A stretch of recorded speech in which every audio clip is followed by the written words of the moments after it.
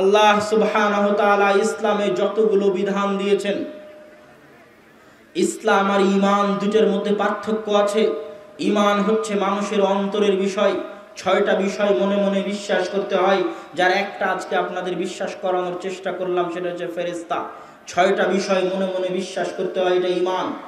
আর ইসলাম হচ্ছে বাহ্যিক ইবাদত, 5টা জিনিস বাহ্যিকভাবে করতে হয়, তাহলে আপনি মুসলমান।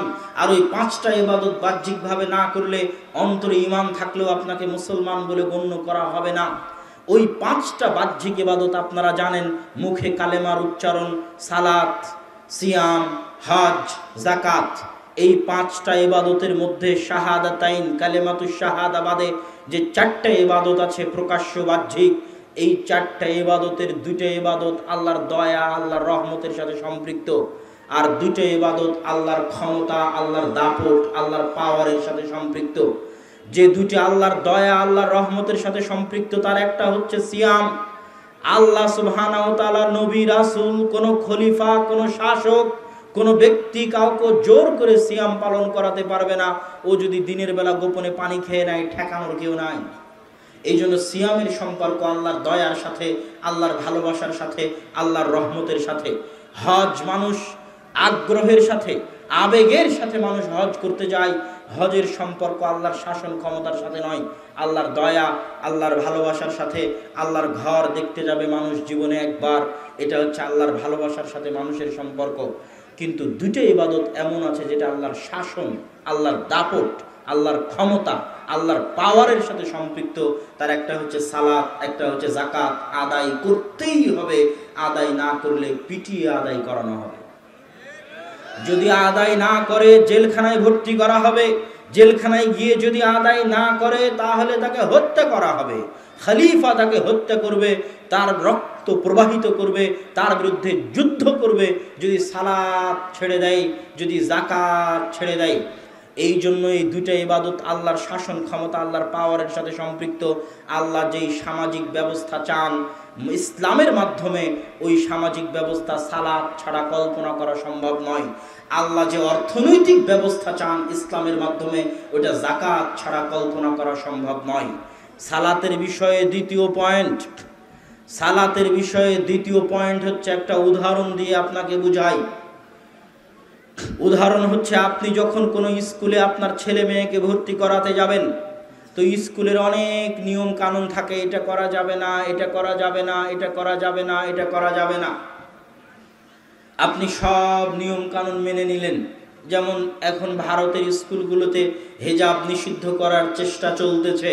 ধরেন কোনো মুসলমান মেয়ে যদি হিজাব ছাড়াই ভারতের কোনো স্কুলে প্রবেশ করে, তাহলে একটা নিষেধাজ্ঞা মেনে সে প্রবেশ করলো। আরও 100 রকমের নিষেধাজ্ঞা থাকতে পারে স্কুলে। রাজনৈতিক দল করা যাবে না, থাকতে পারে। মোবাইল ব্যবহার করা যাবে না, থাকতে পারে। তো মোবাইল ব্যবহার করলেন না, রাজনৈতিক দল করলেন না, যত নিষেধাজ্ঞা আছে সব নিষেধাজ্ঞা মেনে নিয়ে এবার স্কুলে ঢুকলেন। ঢুকে যদি আপনি স্কুলে গিয়ে বসে থাকেন, ঘুম পাড়েন, তাহলে ওই নিষেধাজ্ঞা মানার কোনো দাম আছে? ওই স্কুলে আপনি ভর্তি হয়েছেন, তার মূল কাজ হচ্ছে ক্লাস করা।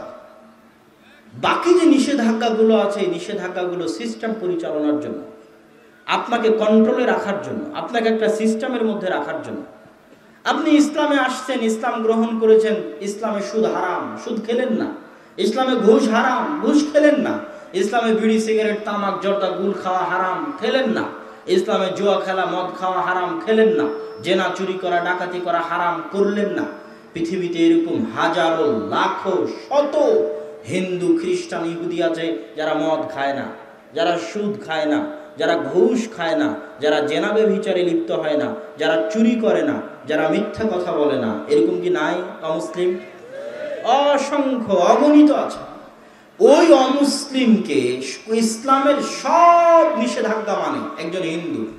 ইসলামের এমন কোনো নিষেধাজ্ঞা নাই যেটা সে মানে না। ওকে আপনি কি করার জন্য ইসলাম গ্রহণ করতে বলবেন? কি করতে ও ইসলাম গ্রহণ করবে? ও তো ইসলাম গ্রহণ না করেই ইসলামের যত নিষেধাজ্ঞা আছে সব নিষেধাজ্ঞা মানছে। কেন তাকে আপনি ইসলাম গ্রহণ করতে বলবেন? ওই হিন্দু আর আপনার মধ্যে পার্থক্য তৈরি করার মতো আপনি কিছুই বের করতে পারবেন না গোটা ইসলামে। যে একজন হিন্দু যে ঘুষ খায় না, সুদ খায় না, চুরি করে না, ডাকাতি করে না, জেনা করে না, মদ খায় না, বিড়ি খায় না, আর আপনি একজন মুসলমান, আপনিও চুরি করেন না, জেনা করেন না, ডাকাতি করেন না, আপনার মধ্যে আর ওই হিন্দুর মধ্যে পার্থক্য তৈরি করতে পারে এরকম কিছু খুঁজে দিতে পারবেন না সালাত ব্যতীত। কি ব্যতীত? সালাত ব্যতীত। হজ গরিবের উপর ফরজ নয়। গরিব হিন্দুকে আপনি কি জন্য মুসলমান হতে বলবেন? হজ করার জন্য, ওর উপর তো হজ ফরজই নয়। আপনি একজন গরিব হিন্দুকে মুসলমান হতে বলবেন কেন? যাকাত দেওয়ার জন্য, ওর উপর তো যাকাত ফরজই নয়। কিসের জন্য মুসলমান হবে? সারা বছর ঘুম পেড়ে ওই রমজান মাসে এক মাস সিয়াম পালন করবে, এই জন্য মুসলমান হবে? আপনি এমন কোনো কাজ দিতে পারবেন না যে কাজ দিয়ে আপনি বলবেন এই কাজটা করার জন্য মুসলমান হয়েছে। কোন কাজ ব্যতীত বলেন তো? সালাত ব্যতীত। এই জন্য রাসূল সাল্লাল্লাহু আলাইহি ওয়াসাল্লাম বলেছেন, একজন মুশরিক আর একজন মুমিনের মধ্যে পার্থক্য সৃষ্টিকারী কি? সালাত। একজন মুমিন আর একজন মুশরিকের মধ্যে পার্থক্য সৃষ্টিকারী হচ্ছে সালাত। ইসলাম মানেই সালাত। ইসলাম মানেই সালাত। মুসলমান হয়েছেন মানে একটা কাজ করতেই মুসলমান হয়েছেন, সেটা হচ্ছে সালাত আদায় করা। যদি সালাত আদায় না করেন তাহলে আপনার মধ্যে আর ওই হিন্দুর মধ্যে। আল্লাহর নিষেধ হচ্ছে ঘুষ খাওয়া হারাম, আল্লাহর আদেশ হচ্ছে সালাত আদায় করতে হবে। ঘুষ খাওয়ার চাইতে বড় গুনাহ সালাত ছেড়ে দেওয়ার গুনাহ।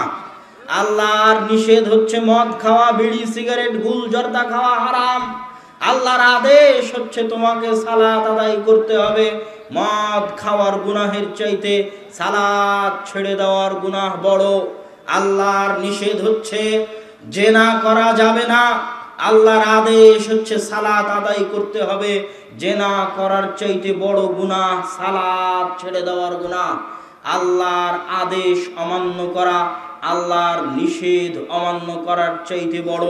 আপনি চোর হন, বাটপার হন, ডাকাত হন, ঘুষখোর হন, সুদখোর হন, বিড়িখোর হন, জুয়াখোর হন, মদখোর হন, যত বড় পাপী হন না কেন আপনাকে সালাত আদায় করতেই হবে। কেউ কোনোদিন কারো পাপকে ছোট করে সালাত থেকে বিরত রাখতে পারবে না। কাউকে পাপের খোঁটা দিয়ে সালাত থেকে বিরত থাকা যাবে না। হ্যাঁ, এই কথা ঠিক যে রাসূল সাল্লাল্লাহু আলাইহি ওয়াসাল্লাম বলেছেন, কেউ যদি একবার নেশাদার দ্রব্য পান করে তার 40 ইয়াওমান 40 দিনের ইবাদত আল্লাহর দরবারে কবুল হয় না। হ্যাঁ, এই কথা ঠিক যে রাসূল সাল্লাল্লাহু আলাইহি ওয়াসাল্লাম বলেছেন, লা ইয়াদখুলুল জান্নাতা জাসাদুন গুযিয়া বিল হারাম। ওই শরীর জান্নাতে প্রবেশ করতে পারবে না যে শরীর হারাম দিয়ে তৈরি হয়েছে। হ্যাঁ, এই কথা ঠিক যে রাসূল সাল্লাল্লাহু আলাইহি ওয়াসাল্লাম বলেছেন যে মানুষ যখন হাত তুলে দোয়া করে তখন আল্লাহ বলেন, মাতআমুহু হারামুন ওয়া মাশরাবুহু হারামুন ওয়া মালবাসুহু হারামুন ইন্নাল্লাহা তাইয়্যিব লা ইয়াকবালু ইল্লা তাইয়্যিব। ওই যে ব্যক্তি দোয়া করছে ওর খাদ্যদ্রব্য হারাম, ওর গায়ের জামা হারাম টাকায় কিনা, মালবাসুহু হারামুন মাতআমুহু হারামুন ওয়া মাশরাবুহু হারামুন, ও যা পান করে ওইটা হারাম। আল্লাহ পবিত্র, আল্লাহ অপবিত্র জিনিস গ্রহণ করেন না। এগুলো সব হাদিস ঠিক। তার মানে এই নয় যে বিড়ি খেয়েছে ও 40 দিন আর সালাত আদায় করবে না। তার মানে এই নয় যে সুদের টাকায় জীবন চালাই, ওকে আর সালাত আদায় করা লাগবে না, এই জন্য যে সালাত তো আল্লাহর দরবারে কবুল হবে না, এই কথা নয়। কি জন্য এই কথা নয়? এই জন্য এই কথা নয়। এই কথা ঠিক, যদি বিড়িখোর সালাত আদায় করে সালাতের নেকি পাবে না। সালাতের বিশাল অগণিত অসংখ্য ফজিলত আছে, সেই অগণিত অসংখ্য বিশাল ফজিলত থেকে বঞ্চিত হবে সালাত কবুল না হওয়ার কারণে। কিন্তু সালাত ছেড়ে দিলে যে মহা গুনাহ হতো, যেই গুনাহ সুদ খাওয়ার চাইতে বড় গুনাহ, যেই গুনাহ ঘুষ খাওয়ার চাইতে বড় গুনাহ, যেই গুনাহ মদ খাওয়ার চাইতে বড় গুনাহ, যেই গুনাহ জেনা করার চাইতে বড় গুনাহ, সালাত ছেড়ে দিলে যেই গুনাহ হতো ওই গুনাহ থেকে সে বেঁচে যাবে। আর যদি আমি মনে হয় বুঝাতে পারিনি আপনাদেরকে, আর যদি সালাত আদায় করে তাহলে ওই গুনাহ থেকে বেঁচে গেল। গুনাহ শুধু একটা থাকলো, সেটা হচ্ছে ও যে গুনাহের কাজে আছে সেই গুনাহের কাজ। আর যদি সালাত আদায় না করে তাহলে ওর গুনাহ ডবল, এক বিড়ি খাওয়ার গুনাহ আর এক নামাজ না পড়ার গুনাহ, এক সুদ খাওয়ার গুনাহ আর এক সালাত ছেড়ে দেওয়ার গুনাহ, এক ঘুষ খাওয়ার গুনাহ আর এক সালাত ছেড়ে দেওয়ার গুনাহ। অতএব হে মুসলিম ভাই, হে মুসলিম বোন, আপনাকে বলছি, আপনি যদি বিড়িখোর হন, বিড়ি এখনই খাওয়া শেষ করলেন, সালাতের সময় হয়েছে, বিড়ি খাওয়ার অজুহাতে আপনি সালাত ছাড়তে পাবেন না, সালাত আদায় করতেই হবে। আপনি যদি ঘুষখোর হন, সুদখোর হন, এখনই টেবিলের নিচ দিয়ে লাখ টাকা কোটি টাকা সুদ ঘুষ নিয়েছেন, এই অজুহাতে আপনি সালাত ছাড়তে পাবেন না, সালাত আপনাকে আদায় করতেই হবে। এখনই যদি আপনি বেশ্যালয় থেকে বের হয়ে আসেন, ওই অজুহাতে সালাত পরিত্যাগ করতে পাবেন না, সালাত আপনাকে আদায় করতেই হবে। সালাতের বিকল্প কিছু নাই, সালাত আদায় করতেই হবে। যত বড় পাপী হন, যত বড় পাপিষ্ঠ হন, কি জন্য সালাত পরিত্যাগ করা যাবে না?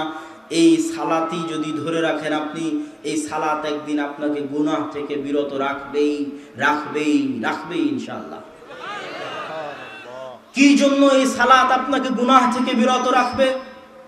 মানুষ জানে না।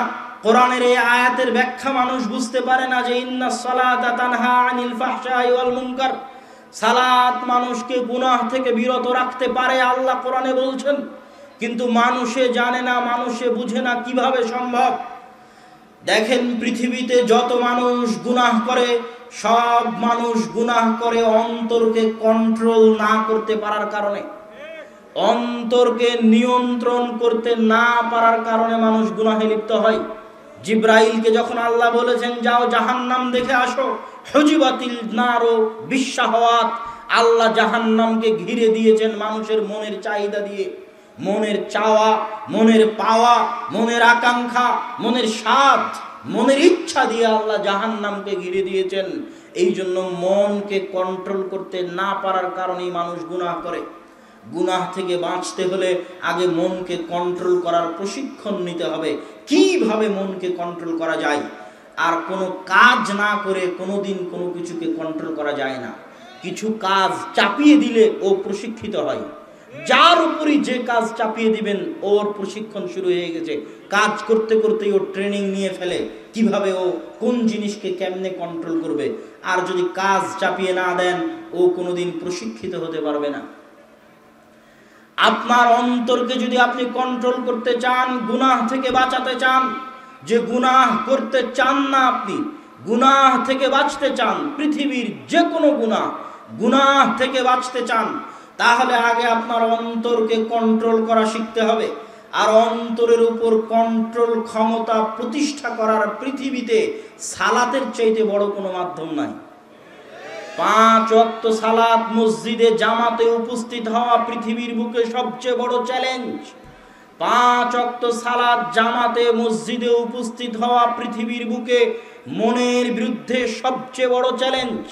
5 ওয়াক্ত সালাতে জামাতে উপস্থিত হওয়া আসমানের নিচে জমিনের উপরে মনের বিরুদ্ধে লড়াই করে 5 ওয়াক্ত সালাতে মসজিদে উপস্থিত হওয়া পৃথিবীতে সবচেয়ে বড় চ্যালেঞ্জ। আর এই চ্যালেঞ্জ যে একবার গ্রহণ করতে পারে, ওর আত্মা ধীরে ধীরে ট্রেন আপ হয়, কিভাবে ও মনকে কন্ট্রোল করতে পারবে।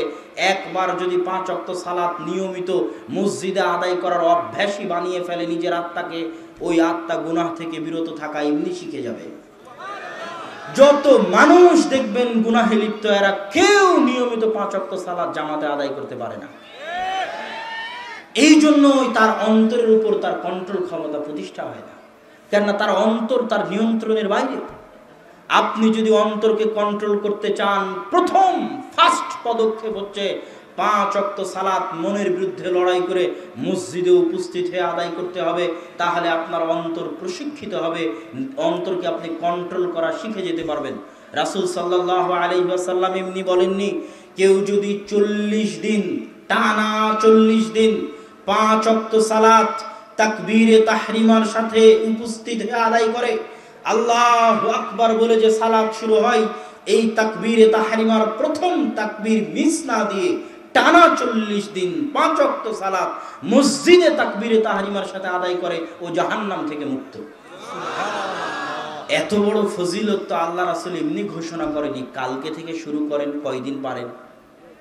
অনেক বড় কঠিন চ্যালেঞ্জ যে আপনি টানা 40 দিন 5 ওয়াক্ত সালাত জামাতের সাথে তাকবীরে তাহরিমা মিস না দিয়ে আদায় করবেন। অনেক বড় কঠিন চ্যালেঞ্জ, অন্তরের জন্য সবচেয়ে বড় প্রশিক্ষণ। কেউ যদি একবার 40 দিন টানা আদায় করে ফেলে, ওর অন্তরের একটা প্রশিক্ষণ কোর্স কমপ্লিট হয়ে যাবে এবং অটোমেটিক ও জাহান্নাম থেকে মুক্ত হয়ে যাবে। ওর অন্তর প্রশিক্ষিত হয়ে যাবে গুনাহ থেকে বিরত থাকার জন্য। অন্তরকেও নিজের কন্ট্রোলে নিয়ে চলে আসবে। অন্তর মুতাআওয়াদ বিইবাদাতিল্লাহ, আল্লাহর ইবাদতে অভ্যস্ত হয়ে যাবে। অন্তরের উপর কন্ট্রোল ক্ষমতা প্রতিষ্ঠার শেষ স্তর, লাস্ট স্টেপ, টপ লেভেলের স্টেপ, সালাতুর রাজুলি ফি জাওফিল লাইল ওয়ান নাসু নিয়াম। মানুষ যখন রাতে ঘুমিয়ে থাকে, রাতের শেষ অংশে আল্লাহ যখন নিচের আসমানে নেমে আসেন, তখন তাহাজ্জুদের সালাত আদায়ে অভ্যাসী হওয়া, এটা অন্তরের উপর কন্ট্রোল ক্ষমতা প্রতিষ্ঠার শেষ স্তর। আল্লাহ সুবহানাহু ওয়া তাআলা আল্লাহর রাসূলকে বলেছিলেন যে ফাতাহাজ্জাত বিহি নাফিলা, আপনাকে অনেক বড় দায়িত্ব দিচ্ছি, এই দায়িত্ব প্রতিষ্ঠা করার জন্য, ভালোভাবে পালন করার জন্য অন্তরের উপর যেই পরিমাণ কন্ট্রোল ক্ষমতা প্রয়োজন, আপনার আত্মাকে তো জমজমের পানি দিয়ে সিনা চাক করে ধুয়ে পরিষ্কার করে পুনরায় সেলাই করে দেওয়া আছে, তারপরও অন্তরকে প্রশিক্ষিত রাখার জন্য যেই কাজটা আপনাকে করতেই হবে, সেটা হচ্ছে রাতে তাহাজ্জুদের সালাত আপনাকে আদায় করতে হবে। আসা ইয়াবাসাকা রাব্বুকা মাকামান মাহমুদা, আপনি যদি রাতে নিয়মিত তাহাজ্জুদের সালাত আদায় করেন হে মুহাম্মদ সাল্লাল্লাহু আলাইহি ওয়াসাল্লাম, তাহলে কিয়ামতের মাঠে আল্লাহ আপনাকে সবচেয়ে সম্মানিত করবেন, মাকামান মাহমুদ দিবেন। আল্লাহু আকবার। তাহলে আপনি আপনার অন্তরের উপর যদি কন্ট্রোল ক্ষমতা প্রতিষ্ঠা করতে চান, তার শেষ স্তর হচ্ছে রাতে তাহাজ্জুদের সালাত নিয়মিত আদায় করা। যে একবার 5 ওয়াক্ত সালাত নিয়মিত আদায়ে অভ্যাসী হয়ে গেল, রাতে তাহাজ্জুদ সালাত নিয়মিত আদায়ে অভ্যাসী হয়ে গেল, ও অটোমেটিকই অন্য গুনাহ থেকে বিরত থাকা শুরু করে দিবে। অটোমেটিক। ইন্নাস সালাতা তানহা আনিল ফাহশাই ওয়াল মুনকার, সালাত আপনাকে গুনাহ থেকে বিরত রাখবে। আর যদি সালাত ছেড়ে দেন গুনাহের অজুহাতে, বিড়ি খাই তাই সালাত আদায় করব না, সুদ খাই তাই সালাত আদায় করব না, ঘুষ খাই তাই সালাত আদায় করব না, মাআযাল্লাহ, আপনার হেদায়েতের সব রাস্তা বন্ধ হয়ে যাবে। আপনার হেদায়েতের কোনো রাস্তা আর খোলা থাকবে না। সালাত ছাড়বেন না। সালাত আপনাকে একদিন হেদায়েতের রাস্তায় নিয়ে যাবেই যাবে ইনশাআল্লাহ। সালাত একদিন আপনাকে অন্ধকার থেকে আলোর পথে নিয়ে যাবে ইনশাআল্লাহ। যত কিছুই হোক, সালাত পরিত্যাগ করবেন না। সম্মানিত উপস্থিতি, সালাত এত গুরুত্বপূর্ণ, এত জরুরি একটি ইবাদত। সালাতের বিষয়ে তৃতীয় গুরুত্বপূর্ণ পয়েন্ট হচ্ছে, ইসলামে যত ইবাদত আছে, সব ইবাদতের যত শর্ত দেওয়া আছে, ওই শর্তগুলো যদি মিস হয়, ইবাদতও মিস। ইবাদতের আর দরকার নাই, শর্ত নাই, ইবাদত নাই, শর্ত নাই, ইবাদত নাই। যাকাত আদায়ের শর্ত নিসাব পরিমাণ সম্পদের মালিক হওয়া, নিসাব পরিমাণ সম্পদের মালিক হতে পারেনি, যাকাত নাই। হজ আদায়ের জন্য শর্ত হচ্ছে সম্ভাবনা থাকতে হবে, মান ইসতাতা ইলাইহি সাবিলা, হজ করতে যাওয়া পর্যন্ত শারীরিক সক্ষমতা, অর্থনৈতিক সক্ষমতা থাকতে হবে। শারীরিক সক্ষমতা নাই, অর্থনৈতিক সক্ষমতা নাই, হজ মওকুফ, হজ আদায় করা লাগবে না। সিয়াম পালনের জন্য শরীর সুস্থ থাকা লাগবে, শরীর অসুস্থ, সিয়াম পালন করা লাগবে না। যদি আপনি চিরস্থায়ী অসুস্থ হন, আপনার পক্ষ থেকে ফিদিয়া দিয়ে দিবেন, আপনাকে সিয়াম আদায় করা লাগতেছে না। কিন্তু সালাতের ক্ষেত্রে এরকম কোনো বদল পাবেন না, সালাতের ক্ষেত্রে কোনো বদলি পাবেন না, কোনো ফিদিয়া পাবেন না, কোনো কাফারা পাবেন না। অন্য সব কিছুতে কাফারা পেতে পারেন, এটা হয়নি এটার কাফারা এটা দাও, এটা হয়নি এটার কাফারা এটা দাও, এটা করতে পারোনি এর কাফারা এটা দাও, এর ফিদিয়া এটা দাও। সালাতের কোনো ফিদিয়া, কোনো কাফারা কিচ্ছু পাবেন না। সালাতের সব শর্ত যদি মওকুফ হয়ে যায়, সব শর্ত যদি বাতিল হয়ে যায়, তবুও সালাত বাতিল হবে না। সালাতের জন্য পবিত্র হওয়া জরুরি। পবিত্র হওয়ার জন্য ওযু করতে হয়। বড় পবিত্র হওয়ার জন্য, বড় অপবিত্র থেকে পবিত্র হওয়ার জন্য গোসল করতে হয়। স্ত্রীর সাথে সহবাস করেছেন, রাতে স্বপ্ন দোষ হয়েছে, বড় অপবিত্র, গোসল করার পানি নেই, তায়াম্মুম করবেন, তায়াম্মুম করার মাটি নেই, যদি গোসল করার পানি না থাকে, তায়াম্মুম করার মাটি না থাকে, সালাত কি বাতিল হয়ে যাবে? সালাত মওকুফ হবে না। আপনাকে পবিত্র কাপড়ে সতর ঢেকে সালাত আদায় করতে হয়, পবিত্র কাপড় নাই। হাজারো যুবকের অভিযোগ, আমার প্যান্টে পেশাব লেগে আছে। এই পেশাব লেগে থাকা প্যান্ট কি সালাত মওকুফ হওয়ার অজুহাতের জন্য যথেষ্ট? পৃথিবীতে এমন কিছু নাই যে অজুহাত দিয়ে আপনি সালাতকে মওকুফ করতে পারবেন। শুধু অপবিত্র প্যান্ট কেন, প্যান্টই নাই, সতর ঢাকার মতো কাপড় নাই, উলঙ্গ অবস্থায় আছেন, অথচ সালাত আদায়ের জন্য সতর ঢাকতে হয়, সতর ঢাকার কাপড় নাই, সালাত কি মওকুফ হয়ে যাবে? সালাত মওকুফ হবে না। কেবলামুখী হয়ে সালাত আদায় করতে হয়। আপনি কেবলা চিনতে পারছেন না, এখন কেবলা কোন দিকে জানি না, এই অজুহাতে কি সালাত মওকুফ হয়ে যাবে? এই অজুহাতে কি সালাত মওকুফ হবে? কি বলেন? এই অজুহাতে সালাত মওকুফ হবে না। আপনাকে আরো ভালো করে বোঝানোর জন্য বলি, সবগুলো জিনিস যদি এক জায়গায় একত্রিত হয়, সব কল্পনা করেন আপনি